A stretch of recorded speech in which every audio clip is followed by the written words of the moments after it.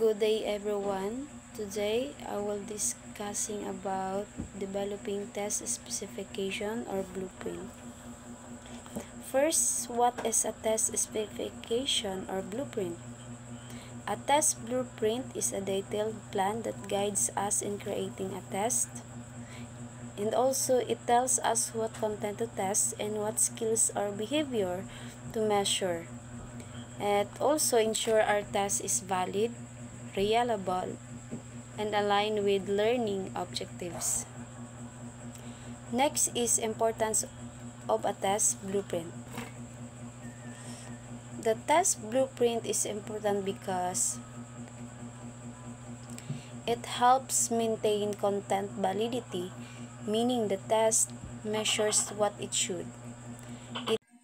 It ensures balanced coverage of all topics, and also it guides teachers in writing better quality questions. It prevents bias or focusing too much on one topic, and also serve as a guide for scoring and interpretation.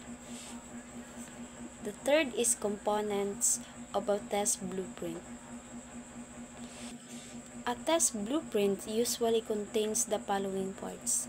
First is learning objectives. What students should know or be able to do. Second is content areas. The topics included in the text. Third, behavioral levels. Based on Bloom's taxonomy. Fourth, number of items. How many questions per topic? 5. Item types, multiple choice, essay, matching type, and etc. And the last, time allotment. How long the test will take. Next is steps in developing a test blueprint. To create a test blueprint, we follow these steps. First is review learning, objectives and lesson topics. Second, identify the intended learning outcomes. Third is decide how important each topic is. Fourth, assign percentage or weight for every topic. 5. Decide the number and type of test items. And 6 is construct the table of specification or TOS. Then the last, in making a test, we also consider Bloom's taxonomy. Levels: knowledge, recalling facts; comprehension, understanding ideas; application, using knowledge; then analysis, breaking down information; synthesis, combining ideas; and evaluation, judging or assessing. These levels help us create questions that measure different thinking skills. That's all my topic, and thank you for listening and watching. My topic is all about developing test specification. Means creating a plan that guides how the test will be made. It process deciding what to test, how many items to include, what types of questions to use, and how difficult they should be. What is blueprint?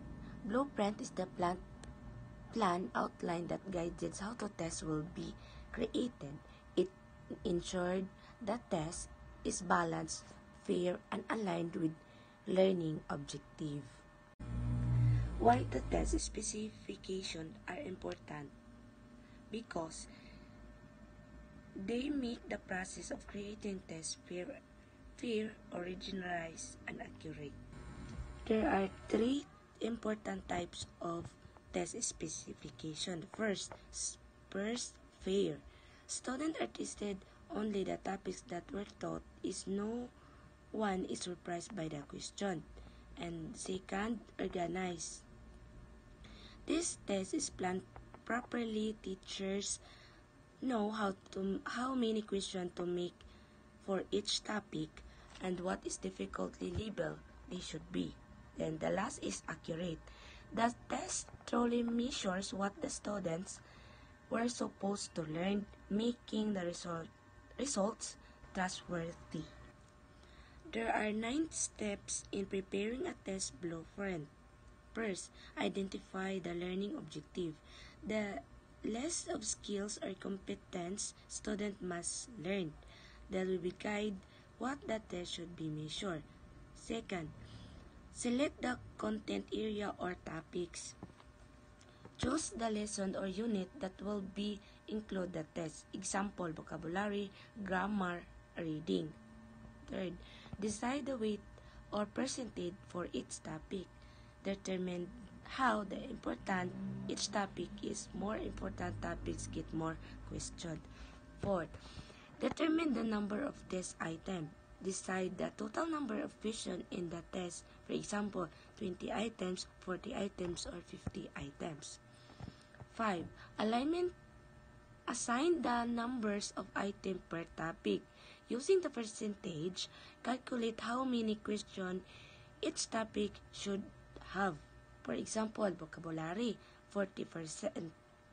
Total niya is 8 items. Number 6. Select the types of question. Choose the format of item to use. First, multiple choice, true or false, matching, or short answer. Number 7.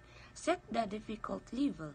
Should decide how many questions will be. First, easy, moderate, or difficult. This creates a balanced test.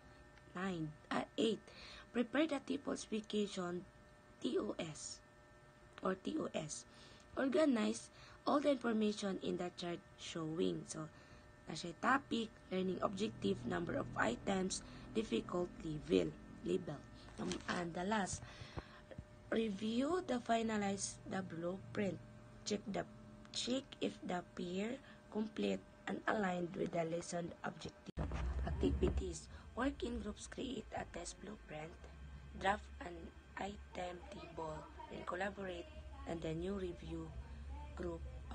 Prepare a test blueprint. Student will be learn how to create a structure plan that show that the test will cover, how many items each topic gets, and the difficult level. Create a table item. They will be less of discretion and classify them based on skills, learning objective, and difficult to ensure proper coverage. And submit a test plan is finally student will put everything together, the blueprint, item table, and specification. Activities. There are 3 parts. First, work in the group to create this blueprint, then draft an item table, collaborate and review group out. Test blueprint. Students collaborate to design a test blueprint, deciding what the topics to include, how many items per topic, and the difficulty levels. It helps them understand the planning. Draft an item table. Student list the test question they plan to create a classification then based on the topic, skill, or difficult. This ensured each question properly aligned with the learning objective. Work in group to create a test blueprint. Students collaborate to design a test blueprint, deciding what the topics to include, how many items per topic, and the difficulty levels. It helps them understand the planning. Collaborate and review group outputs is group share their work with others, discuss their ideas, and give feedback. This helps improve the quality of their test blueprint and item table through teamwork and peer review. What is test blueprint? A guide for creating a test.